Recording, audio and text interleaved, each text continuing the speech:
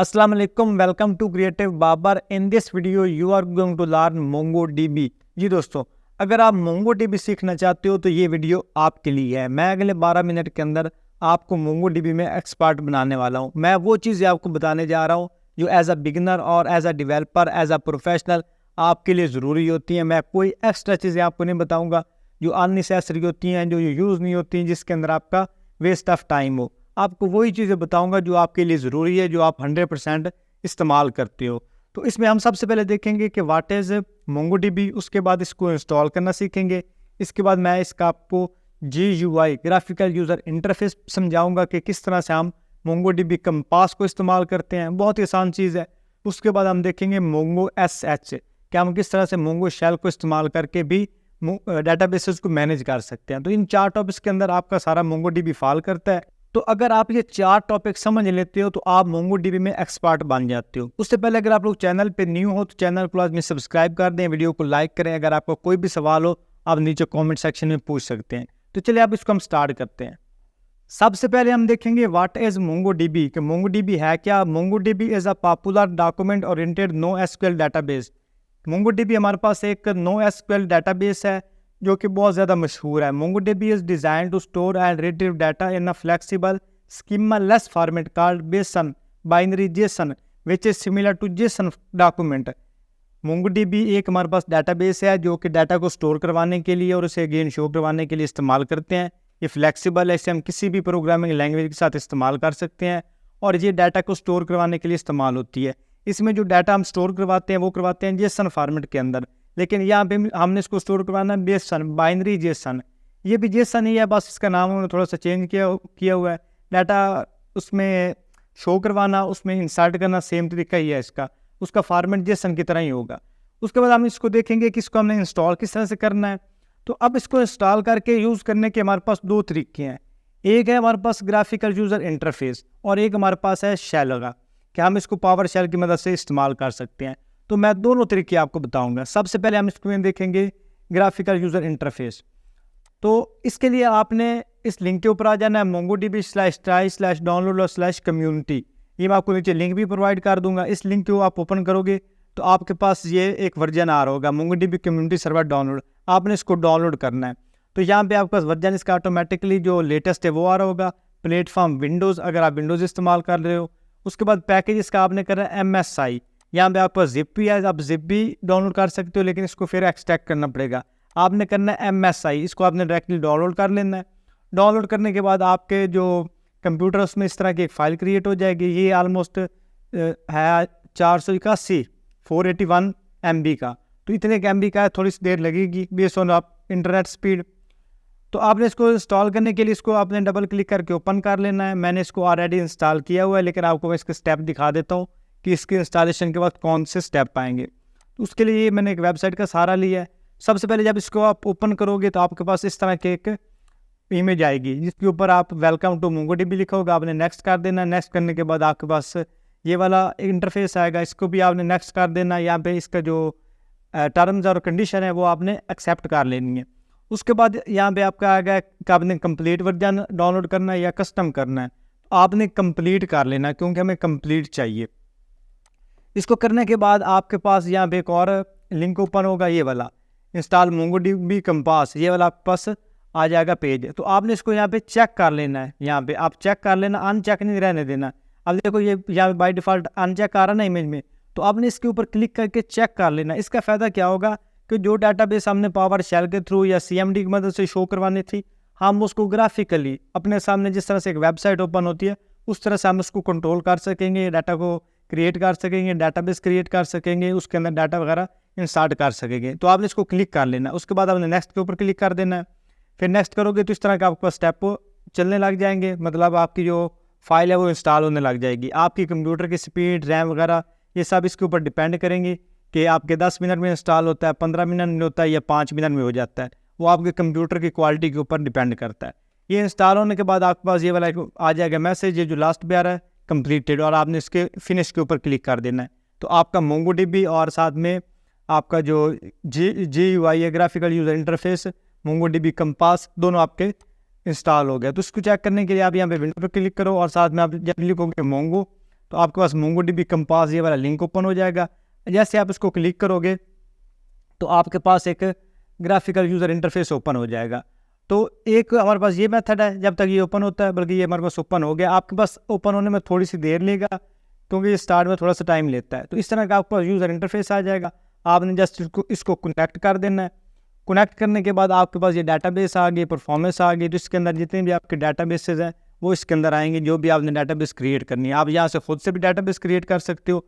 इसमें डाटाबेस को आप क्लिक करके इसके अंदर डाटा वगैरह भी इंसर्ट कर सकते हो। यहाँ से ओपन किया, इसको आपने डाटा इंसर्ट किया, ऐड डाटा, यहाँ से आप इसको डिलीट भी कर सकते हो और अपडेट भी कर सकते हो। तो ये तो आपका हो गया ग्राफिकल यूज़र इंटरफेस वाला मेथड, या आप मोंगोडीबी कंपास वाला।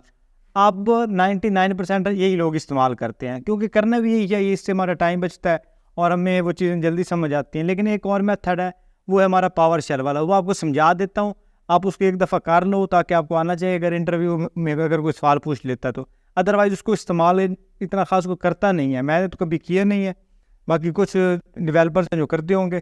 तो ये आपके पास ये पावर शेल वाला है, तो इसको भी आपने यहाँ पे डाउनलोड कर लेना है। तो इसका ये आपके पास वर्जन आ होगा, लेटेस्ट वर्जन विंडोज़ और जिप। आप इसमें सिर्फ जिप ही अवेलेबल है, आपने इसको डाउनलोड कर लेना है।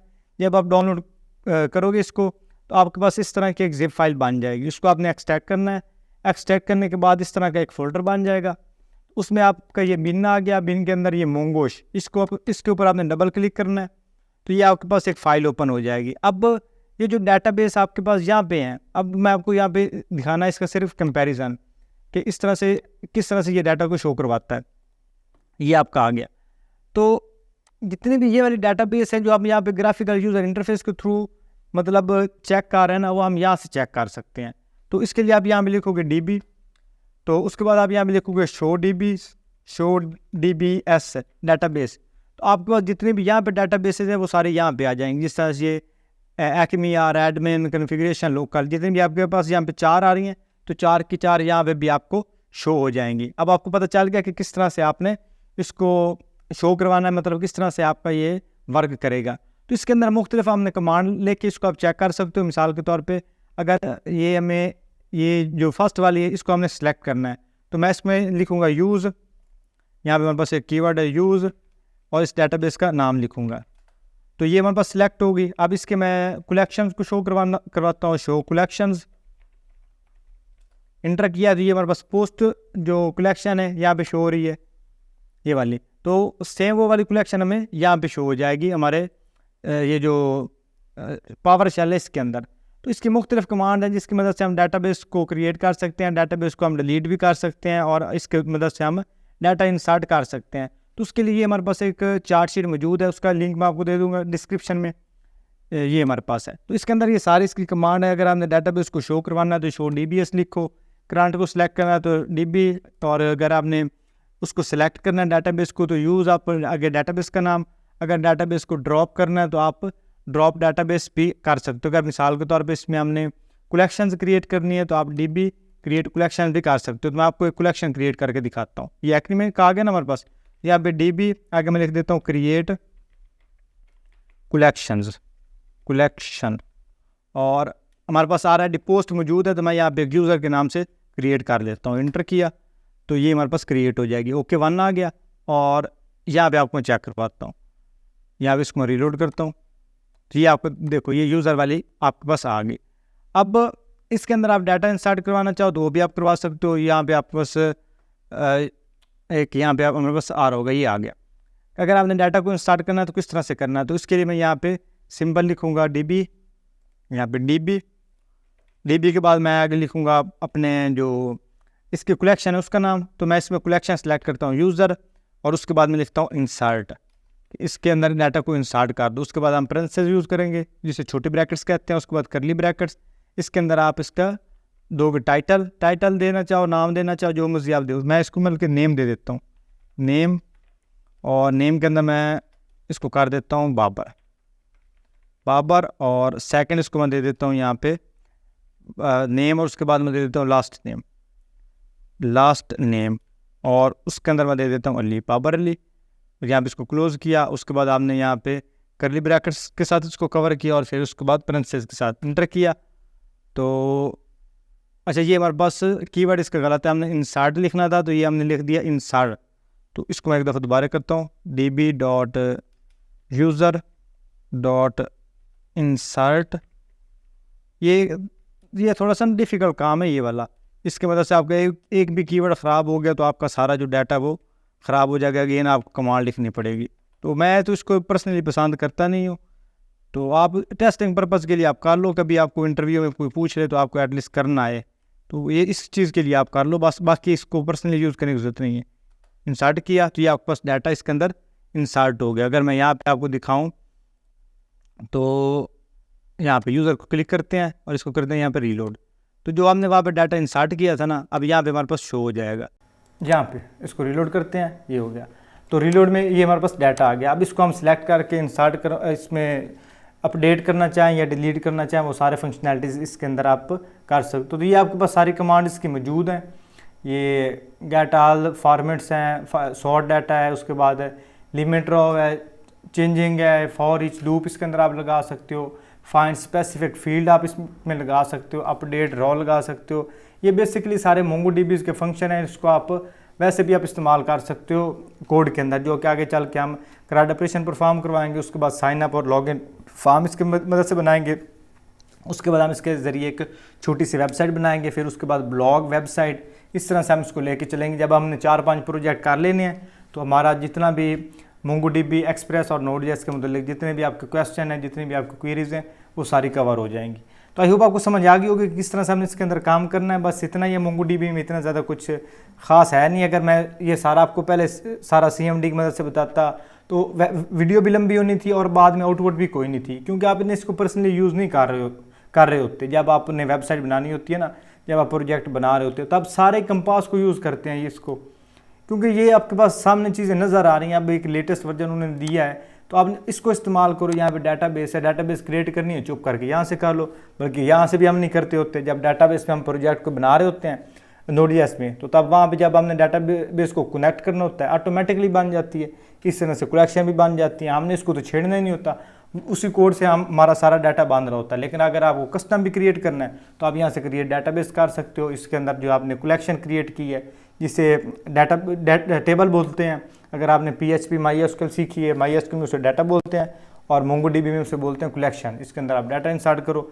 अब मैंने एक चीज़ आपको बताई थी कि जेसन फॉर्मेट, तो ये है जेसन फॉर्मेट। जेसन फॉर्मेट के अंदर आप इस तरह से डाटा को इंसर्ट करते हो। तो ये आपका जेसन फॉर्मेट की तरह आपका डाटा यहाँ पे इंसर्ट हो रहा है। इसको आप यहाँ पे डिलीट करो, अपडेट करो। अब मिसाल के तौर पे इसको मैंने एडिट करना है, तो एडिट करने के लिए अगर मैं इसके आऊँगा पावर शेल में, तो यहाँ पे हमारे पास अपडेट स्पेसिफिक फील्ड, उसके अंदर आप db. आगे लिखोगे अपडेट, उसके बाद टाइटल उसका सिलेक्ट करोगे, उसके बाद उसको सेट करोगे। सेट के अंदर बॉडी का टाइटल चेंज करोगे, कैटेगरी इसकी चेंज करोगे। कितनी देर लगेगी, इतना किसी ने भी नहीं करना होता। तो आप डायरेक्टली यहाँ से चेंज कर लोगे। अब यहाँ पे टाइटल हमने चेंज करना, चुप करके यहाँ पे नेम आ रहा है, टाइटल नेम आ रहा है, तो मैं यहाँ पे कर दूंगा। बार इंटर किया, ये हमारे पास, बल्कि इंटर नहीं करना, आपने यहाँ पे अपडेट पे क्लिक कर देना है, तो आपका अपडेट हो गया। तो कितनी एक देर लगी, 1 मिनट भी नहीं लगा। तो आपने ये चीज़ें इस्तेमाल करनी है जो कि फास्ट लर्निंग में ज़रूरी होती हैं, क्योंकि आपने स्मार्ट कोडर बनना है, हार्ड कोडर नहीं बनना। आई होप आपको मोंगोडीबी के हवाले से जितने भी सवाल होंगे वो कवर हो चुके होंगे। फिर भी आपका अगर कोई सवाल है तो आप नीचे कमेंट सेक्शन में पूछ सकते हो। और अगर आपको वीडियो अच्छी लगी, वीडियो को लाइक करें। चैनल पहली दफ़ा विजिट कर रहे हैं, चैनल को लाजमी सब्सक्राइब करें। इंशाल्लाह मिलते हैं अगली वीडियो में, तब तक के लिए अल्लाह हाफ़िज़।